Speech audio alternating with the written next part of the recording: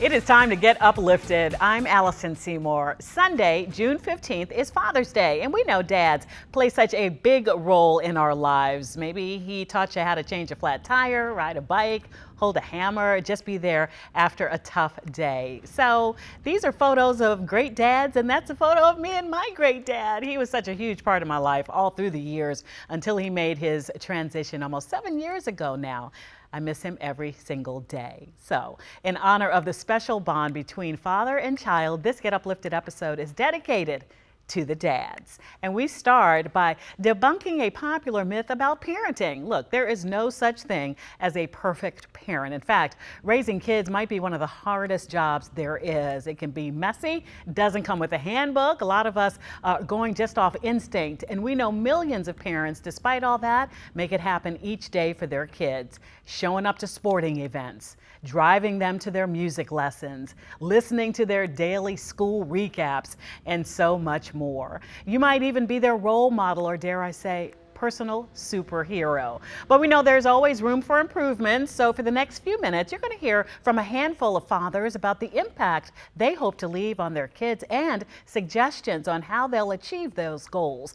And it might just inspire you to add one or two of these tactics or activities into your daily routine. Take a listen. You say hi, world. Hi, world. Nice to meet you. Nice to meet you. How old are you, Tosh? 2. 2, hey! And these are our 3-year-old twins, Alexandra and Zachary. When did you turn 3? On my birthday. Believe it or not, this is Father's Day number 10 for me. I have an almost 11-year-old son, an 8-year-old daughter, and then the baby. Yeah, is that fun? Welcome to our world. Okay, let's do one more finger. Amazing. When you have that privilege of becoming a father, you have a higher sense of purpose. You've now entered that selfless zone where there are individuals that is far more important than you are. How did you define being a good father? Being present. More meaningful for me, I wasn't raised by my dad. In fact, I've only met him 3 times. What it meant to be a dad was simply to be present. So looking at today's world, I would say just time. Time is the most important thing, and that's how I would define a great father. As a father to 3 sons, what's important to me is not for them to emulate me or essentially grow up to be like me, but to be better than me. You know, somebody that gives their kids the confidence to go tackle the world with a full head of steam. Part of that means equipping your kids with tools to overcome adversity. I still hang on to faith that we'll be able to fix the things that are wrong in our world. And fatherhood did that for me. Being a Latino Puerto Rican father has definitely opened my eyes. I am educating my daughter to be a citizen of the world and to look at things for what they bring to the table and not based on appearances. Being a dad of color comes with a level of pride that I don't think that anybody will understand unless they are a dad of color. I'm very mindful that I have a black daughter, and while that is the best blessing in the world, it can also be something that I'm very scared of. There's so much that I want to tell her about the reality of things. How are you doing? I want her to know how the world works for people like her, kids that don't look like her. And it's trying to figure out the right words to say. It's not having the right words to say. When he grows up, I want him to be able to just walk into a room and know that he's supposed to be there. And why is he supposed to be there? Because his dad helped prepare him to be there. As fathers, have an opportunity to make a change from this generation to the next. How do you make that change as a dad? He's going to experience every single thing that I went through. My only job is to make sure I uproot any tree that might be in the way that I can move. I'm hopeful that my daughters are going to be able to, they always have choices no matter what anyone says to them, and that they never stop loving themselves. To help them understand, who they are, and to have pride in who they are, and to wear and understand what it is to be, young black boys as a badge of honor, and to wear that badge unapologetically. And during this upcoming Father's Day, I'm going to make a personal challenge to myself to figure out how can we make this world a better place in the next 365 days. It's a day that I really feel that we actually do get credit that we deserve. All the dads out there, I just want to say, live slow. Take the long way to school or to daycare. Let him sit on your lap for an extra 15, 20 minutes, even though you know that it's past his bedtime. There's no book to tell you how to be a father. Everything is on the fly. And you just gotta go with the flow. Fatherhood is like driving on the road at night. You can only see as far as the headlights, but you make it there safely most of the time. Love you.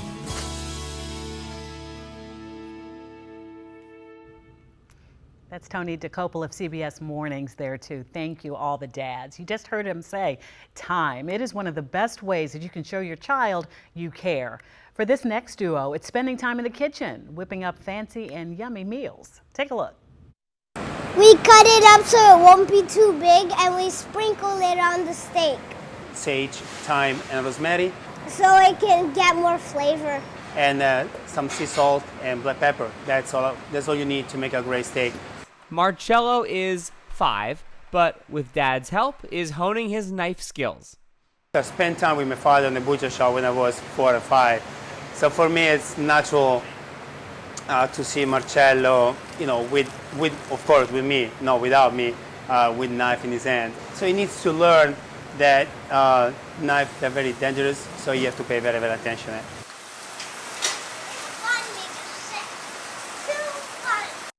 Spending time with your kid could also look like this, dressing up in matching Halloween costumes. Check out former Washington NFL quarterback Alex Smith and his family. They are killing each and every look. I love the family theme. I don't know when this all really started, but this has become our Halloween tradition with the family theme. We rotate which child gets to pick. So this was my middle son's year to choose, and he loves Batman. So he chose Batman, and we all filled in with the DC comics. My wife really then from there kind of delegates, and so I got delegated with, of course, the costume with the most makeup. It was fun, though. It was fun to dress up. When I walked out of the room, I freaked my kids out. They were a little scared. I wasn't sure it was Dad, but it's fun. It's a fun thing to do. Now we want to shout out a father and son duo trying to make sure that people with disabilities get access to fair wages. High school student Jack Bowerman and his dad Brett spent 10 days in April literally running from New York to DC's Capitol Hill. That's roughly 260 miles. And the two didn't stop there. They also raised $100,000 to fund a multi-day event on the Hill that aimed to highlight the importance of passing what's known as the Transformation to Competitive Integrated Employment Act. That's the bill that looks to stop letting some workers be paid less than minimum wage, which has been allowed since 1938. It also looks to make workplaces more fair and welcoming for everyone. I had the chance to catch up with Jack and his dad, Brad, about their personal connection to the cause and their journey. First of all, thank you both for taking some time to join us. And, the whole thing behind this show and this segment, it's just called Get Uplifted. And when we saw your story, it's just perfect for the kind of inspirational stories that we try to put out into the universe, hoping to get just some good vibration. So can you just tell us about your mission, what you set out to do and why? Brett, you could weigh in, and Jack, if you could weigh in too. Yeah, you want to start? Sure, yeah. So, starting from the run, like that part right there. Sure, first of all, and let me ask you why, I guess. Let's start with this. What is the why behind this, Jack? I would say the why for me is I have a sister named Ellie who has Down syndrome. And ever since I've been young, I've been trying to help her get the same opportunities and resources as everyone else to succeed in life. So ever since I've been young, I've been trying to help Ellie, just get to know everyone else around the community, help her learn, help her get better, just try to be a good older brother. So I think this was basically about her, after I knew that people with disabilities were not getting paid the same as everyone else, I knew that I had to do something to not only help people around the world, but help my sister. And Brett, so when your son comes to you and says, "What can we do, Dad?" What's that answer?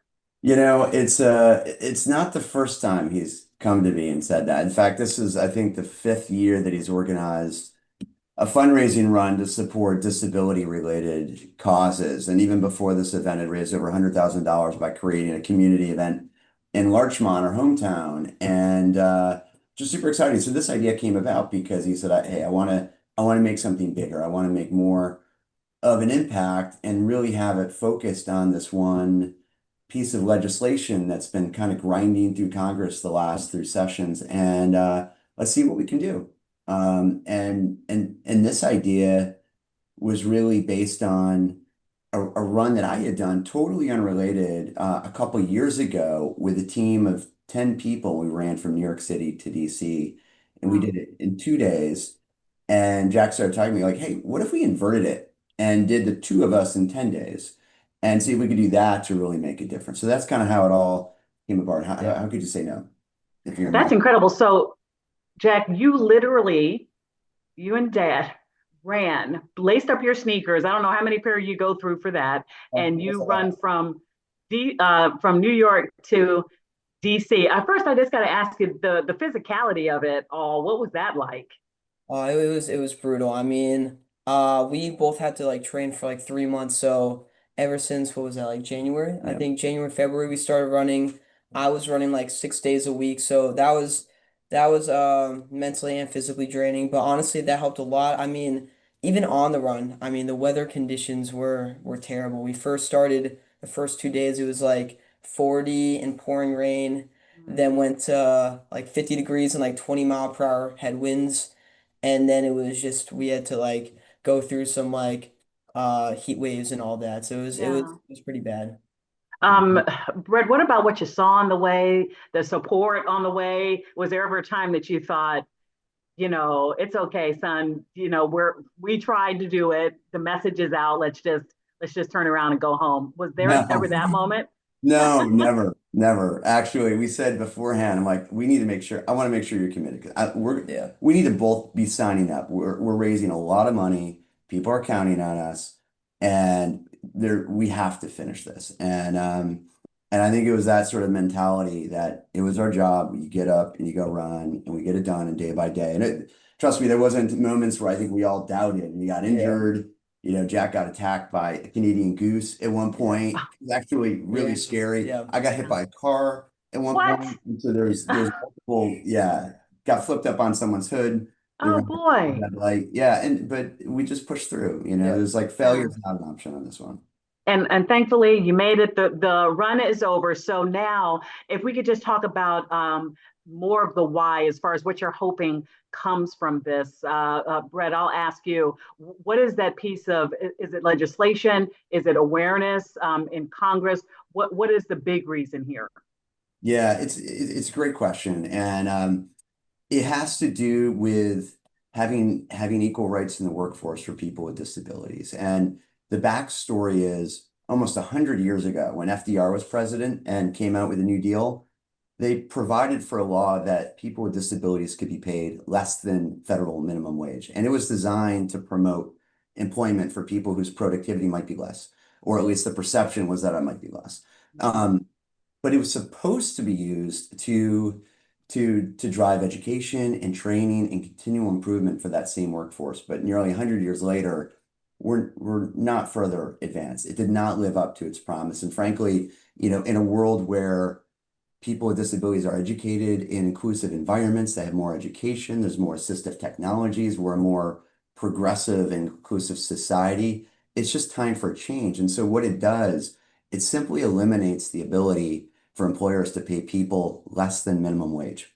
That's it. And Right. so there are, over 100,000 people that are paid like on average, $3 an hour. We just don't think it's right. Like this is 2025. Like it's just time for a change. And just symbolically, I think from an awareness standpoint, it's just really important. So this bill was introduced almost 6 years ago, and it has bipartisan support. It's close to getting through. We just need that final push to get it across the finish line. And is there a timeline that you're looking forward to? Is there any movement in this Congress? Is there reason for hope that this will, after these 6 years, finally get pushed through?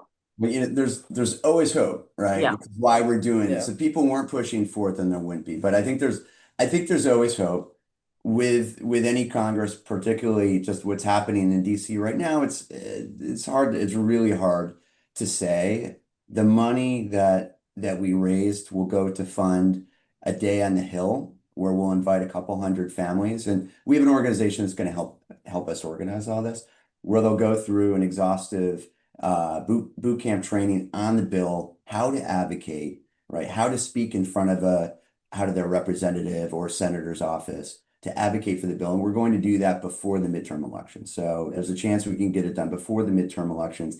If not, it's going to prime the pump to be, high in the agenda right after. And please keep us posted. If you're ever in DC, come by and see us. Let us know the movement on this.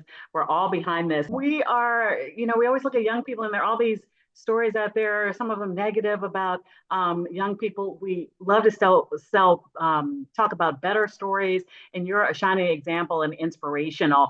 What do you hope? Let me give you the last word.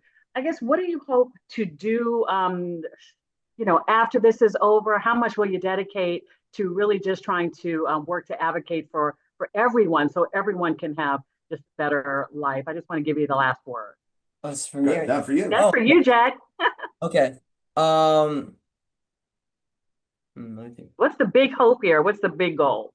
Honestly, the big hope is I just not I like to rephrase what my dad said. Like I hope that everyone just understands that everyone deserves an equal playing field to try to go after their passions and try to gain the same opportunities as everyone else. I feel like everyone deserves that, and it's just sad to me that some people don't get that same opportunity as everyone else.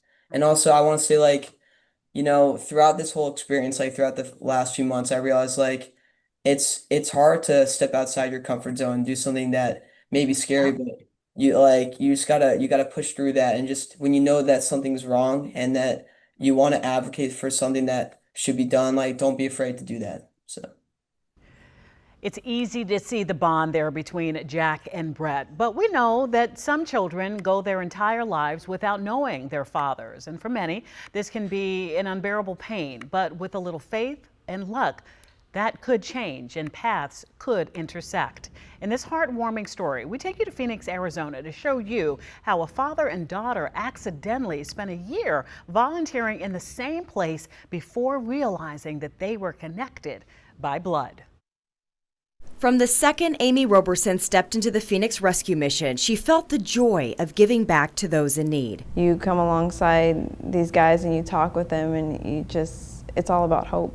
Amy knows a lot about hope. She was adopted as a baby and has spent years thinking about her birth parents. When I hit my teen years and I really started to wonder about the people who gave me life. So when all the social networking popped up, you type in names and you just hope that something comes up. Maybe that person looks like you, maybe that age fits. While volunteering at the rescue mission, Amy says she suddenly felt an overwhelming need to go there as often as possible. I just felt like this is where I needed to be. I needed to be here for some reason. Pastor Will Russell understands. He says he felt the exact same way when he started volunteering a month later. I found myself just kind of drawn here, so I started serving here. For an entire year, both Amy and Will volunteered at the rescue mission. They met the same people and did the same work, but their paths never crossed until one day when Will got a phone call.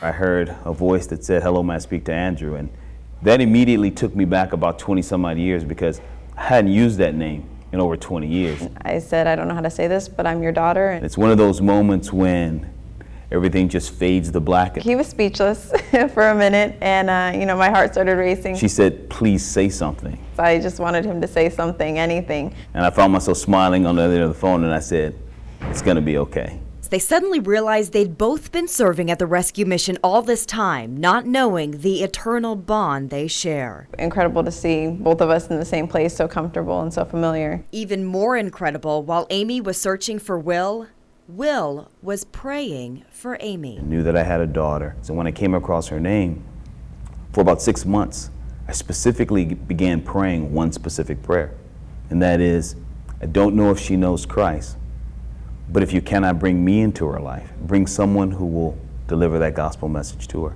A prayer that ultimately came true. It's because of my father that I came to have a relationship with Christ that I have today. Making this Father's Day that much more special. So when you start thinking about Father's Day, in my mind, I think about my Heavenly Father and what He's done for me, And then I think how he's blessed me to be a father, and it's made my family complete. Well, you just heard the pastor talking about it, his special bond with his daughter. And it's that type of connection that leads to many fathers bending over backwards for their children. And once you foster that bond, it goes both ways. Meg Oliver shows us how a father and daughter are forever linked. I'm just really glad that I have him here still. The Fry family has a lot to celebrate this weekend. Last Father's Day, Mariel's dad, Stephen, was in liver failure and needed a transplant. I was going to eventually die. They just didn't know how long I had. Stephen was on a transplant waiting list, but doctors said the chances of getting a liver were slim. So Marielle got tested to see if she could give him a piece of her liver, and she was a match. If this is something that I could help with, 100% I'm there. I'll do whatever I need to do. Like any father, Stephen was more concerned about his daughter. I wasn't really afraid for myself. I was always afraid for her. From the minute we went into the OR to the minute I woke up. As soon as we start cutting the liver in half, the liver starts to regenerate. And within 6 weeks, 90% of it grows back. Dr. Sandy Florman and a team at Mount Sinai Hospital in New York performed the complicated hours-long surgeries. Living donation is a really important aspect of what we do because we're trying to save people's lives, and there simply aren't enough organs from deceased donors to go around. It's been almost a year since the transplant, and everyone is doing great. Tell me about the necklaces you're wearing. Well, I wanted something for us to share together. Mine says Hero's Dad, and hers says My Hero. A father and daughter bond that cannot be broken. I'll always have a part of her with me at all times now. Meg Oliver, CBS News, New York. So again, Father's Day is Sunday, June 15th, and finding that perfect gift shows Dad how important he is, but it can be difficult, right? What can you give someone that has likely given you everything? To help make that process a little easier and to hopefully inspire you, we invited local lifestyle content creator to join us in studio with some of her favorite dad gift ideas. And this is Peyton Johnson.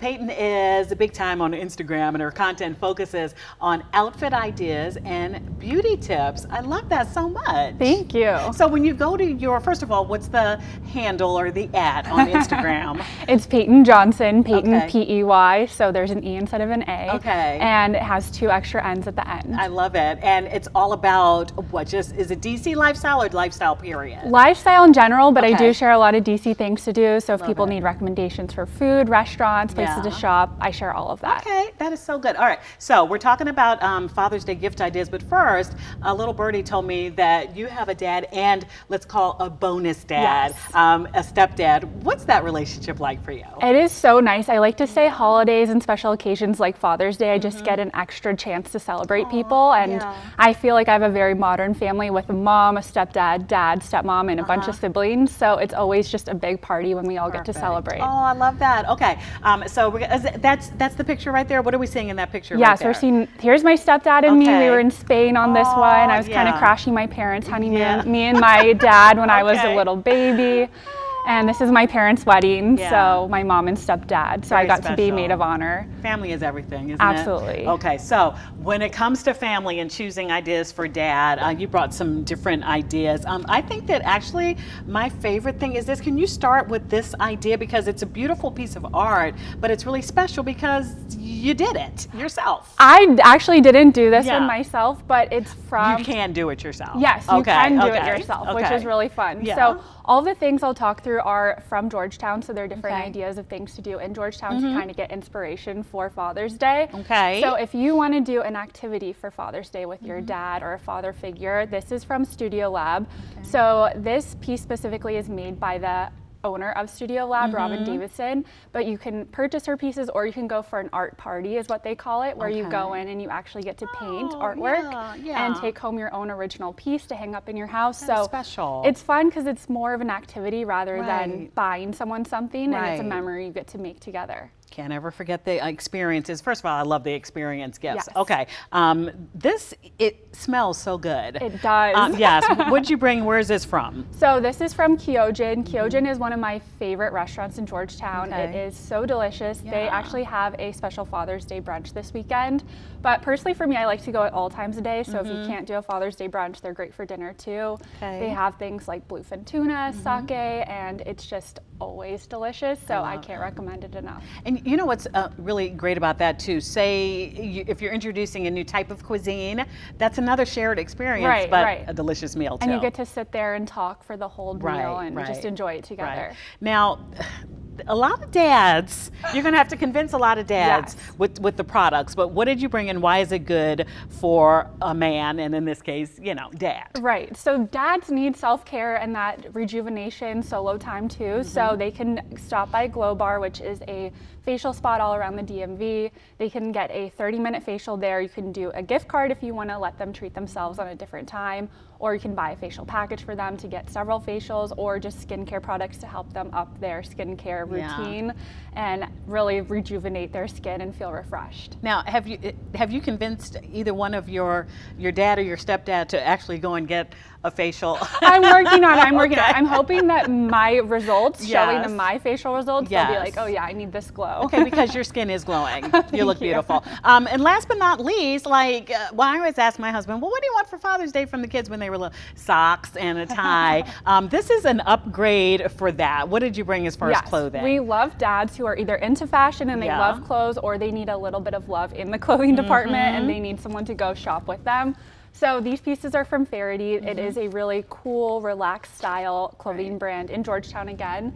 And they have pieces for dads who maybe have a summer barbecue and they need a new outfit, or they're doing summer vacations with the family and they want to refresh the wardrobe.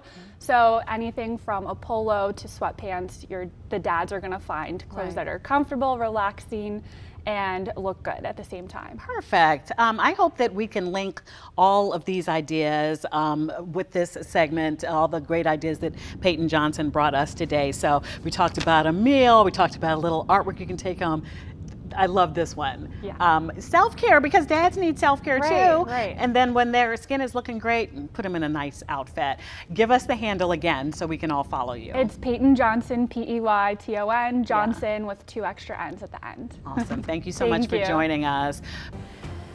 Well, dads have lots of superpowers. Being funny isn't always one of them, yet this father's bad jokes are uniting his neighborhood one joke at a time. We'll take you to the heart of it on the other side of this break.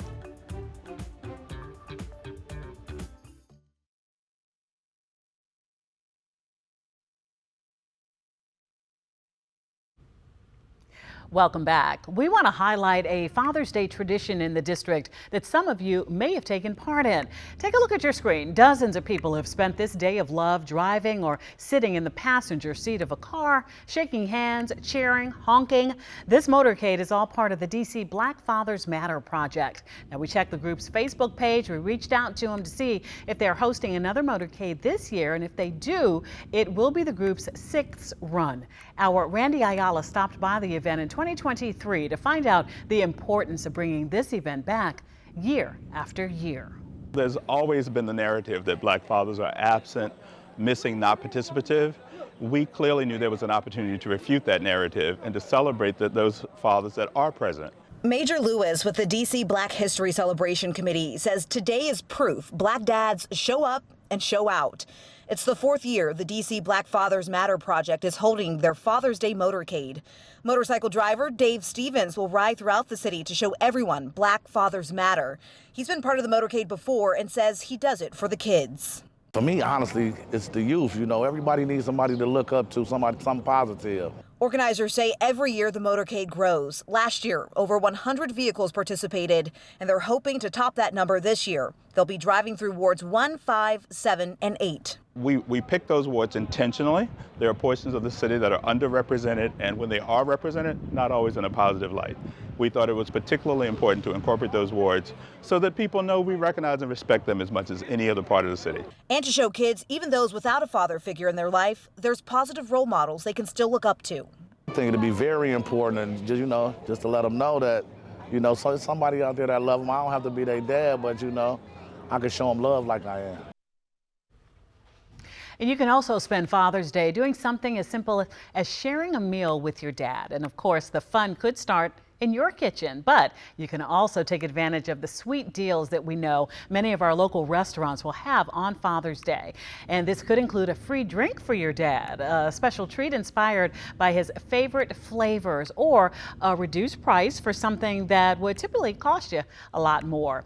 My point is, the deals are there if you want to take advantage of them. So at this time, we wanted to highlight one of your many options. Del Mar is located at the Wharf in Southwest DC. They are famous for bringing authentic Spanish flavors right to your plate. And on Father's Day, they are bringing their savory dishes to a whole new level. They're hosting a Father's Day weekend special for both brunch and for dinner. Joining us now to talk all about it is Fabio Trabochi, an internationally acclaimed chef and restaurateur based in DC. He is also the founder and the owner of the restaurant group Fabio Trabochi Restaurants, which is home to multiple award-winning restaurants, including Del Mar, which I am so happy to say that I've been to. Beautiful restaurant, beautiful menu, and the food is delectable. Thank you so much for coming in. Thank you for having me on. It's a real honor. Thank you. Thank you. Tell us about bringing your father to this restaurant. It's a real treat. It's something that they will never forget, and whoever the party includes will never forget. Tell us about what Father's Day looks like at Del Mar. So Father's Day, very important, right, for all fathers. And at Del Mar in particular, we're starting tomorrow celebrating this for all families that may cannot join us on Sunday. Sunday, of course, we're providing specials both at brunch time and dinner times. We have a wonderful crafted cocktails made just for Father's Day, and we also have a great selections of options when it comes to menus. Lobster with fries. We have a wonderful 3-pound Rosetta Farm ribeye grilled over smoky charcoal with piquillo peppers. And really, we want to have families celebrating with us. Why is it important for your restaurant to do this? I owe so much to my father. And I'm a father of 3 beautiful children. I'm blessed with that. Yes. I truly believe that father love has the power not only to shape their child, but also generation to come. I may be biased, but it's one of my favorite family tradition. And with that, we want to extend that to all of our guests. What is the experience that you hope diners will have when they spend Sunday with you? Well, I hope for this one in particular, the people will show their father a little extra love, but in the making of that, for giving us an opportunity of a memorable experience in our restaurant. That to me sounds like almost destination dining, if you will, year after year. Oh, we've got to go to this restaurant. So what do you think is the impact on community? Your restaurants are all so beautiful, but especially this location at the Wharf. What do you think the impact is to the whole area? Alison, I think holidays or celebrations of this kind and this caliber give us a unique opportunity to really elevate the experience of our guests. And with that, we hope that they will come back for more, for any occasion. Right. And when Dad leaves, what do you hope he leaves with when he leaves the restaurant? Well, I hope that Dad feels validation. Jobs of a father sometimes is overlooked. You know, we're quite operator and providers, and for everybody to feel special, as much as Dad does. It is interesting. So you honored your father. You yourself are a father. What do you think is that key to being that good dad in a child's life? What would you say it is? We're learning every day how to be a better dad, and it's instilling, ethics and also value of life that are very important. Right. It's been a pleasure to sit with you. I feel you, so Alison. honored because I know you're so busy. But, tell us though, before when we come, what other restaurants should we come and visit in your We're group? celebrating Father's Day at the Oldest Folinas, which is our pasta house concept, 3 around the DC area and Virginia, and also Fiola Mare. We're having a similar celebrations of that this weekend. And we're starting early. We're starting on Thursday, tomorrow. Okay. Well, I'm sitting with the celebrity, so you're welcome. And see what you see when you check us out here on Get Uplifted. Thank you so much. Happy Father's Day to you. Thank you so much. Happy Father's Day. Thank you for having me on. Thank you. Well, before we let you go, we do want to highlight a superpower that we know that many dads possess: getting your kids to laugh, especially on days when life feels a little more grim than sunny. We know it's not always easy, but you are there as a bright spot for them. So in honor of that, we are ending the show by highlighting 2 fathers who are making an impact by telling jokes. This is Nikita Ramakrishnan. She is the spelling bee champion for Fairfax County, and she recently competed in the Scripps National Spelling Bee Contest at the Gaylord at the National Harbor. And Nikita says her dad has played a huge impact on her success. My dad, he always makes the jokes to calm me down at my spelling bees. They're all just such a big inspiration. And now we want to highlight a father in Kensington, Maryland, who's uniting his entire neighborhood with a whiteboard and some bad jokes. Our Sean Martinelli takes you to the heart of it.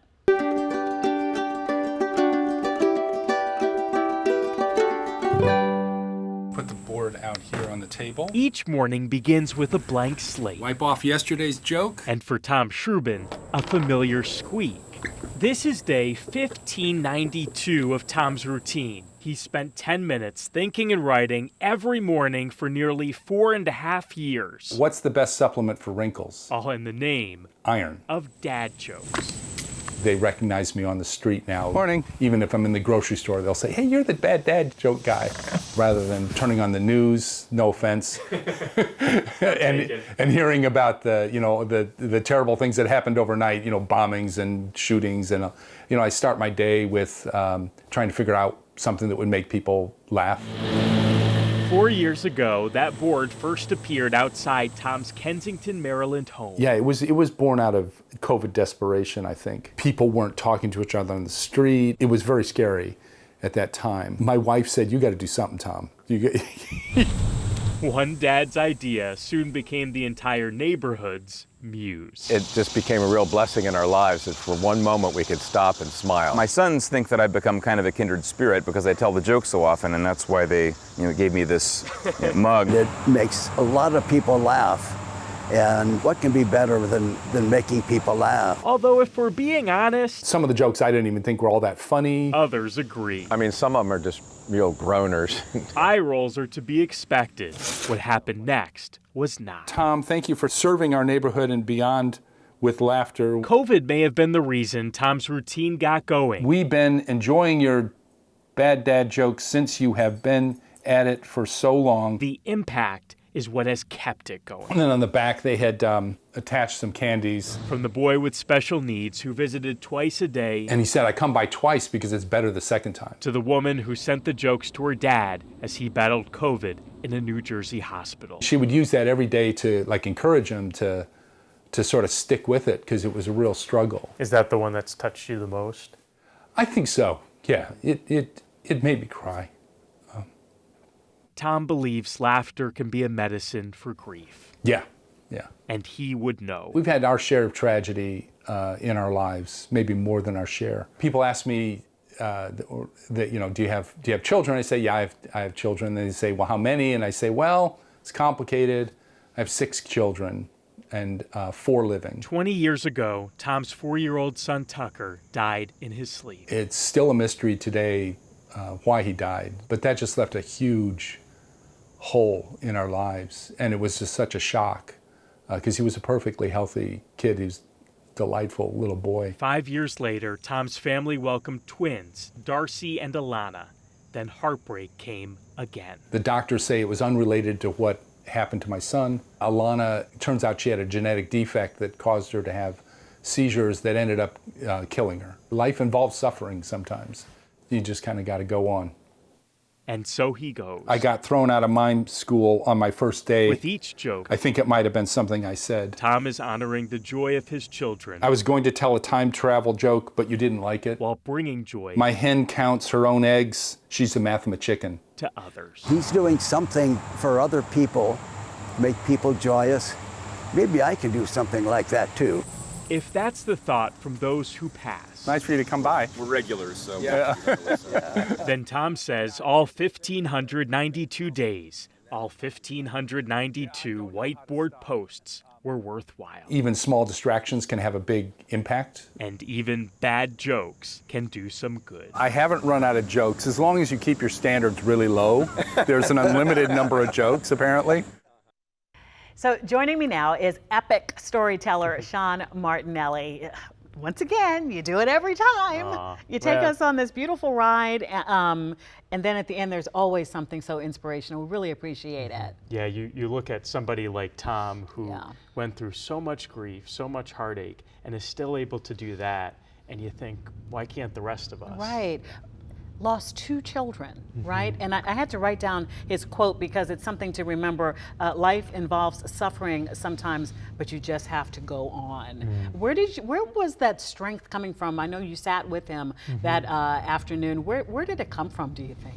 I think it's just who he is.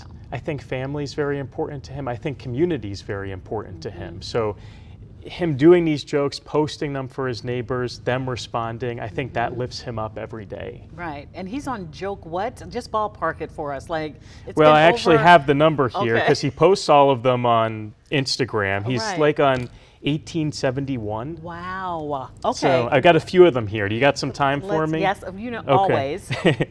How many tropical birds does it take to change a light bulb? How many? Well, if one can't, 2 can. Some of them are groaners, okay, Allison? I get it. They're dad jokes. In high school, I was so excited to be a senior. I'm not so excited now. Yeah. Sometimes it takes a little bit of time. It takes a second, right. All right, one last one. I wouldn't say I never exercise. Sometimes my nose runs. Right. The one that I loved the most from your piece, well, something about telling a joke, time traveling, but then you didn't like it, so I didn't tell it. It's so funny. It speaks to the power of humor. Exactly. Right? Yeah, we could all use a little more humor today, right? And before we let you go, the other gentleman that was there in a very wonderful Hawaiian type shirt, right? It's a very dad shirt. It's a very every dad owns that shirt. Right. I think my dad had like 30 of those, and they were in rotation. But what really hit me was when he said, basically, if he can do something, well, maybe I can do something too. Really impactful, Sean. Yeah, and that's the power of what Tom does. Right. It goes beyond that whiteboard. Right. And those jokes, because some of them, yeah, super dad jokes. All right. And if folks have a story for you, I think that you know what kind of stories Sean brings to life. How did they let you know? Yeah, so the email address is theheartofit@wusa9.com. And people always tell me, I don't know if this is a story. I always say, just write to me, because I'll make the phone call and we'll figure it out. Everyone's got a story. Right. So just shoot us an email and we'll do the research. Okay. Appreciate you as always. Thanks, Allison. All righty. And thank you. We appreciate you as well. Thank you for joining us. We hope these stories inspired you to make a difference in your own way. And I want to continue to share stories that uplift you. You can email us at getuplifted@wusa9.com. Reach out to me on my social media. I'm on Facebook, X, Instagram, or our Get Up DC social pages. Join the conversation just by using that hashtag GetUpDC. And get your daily dose of Get Uplifted every morning at 5 on Get Up DC. You can also find these stories on our website and our YouTube channel. Again, thank you for joining us. Stay uplifted.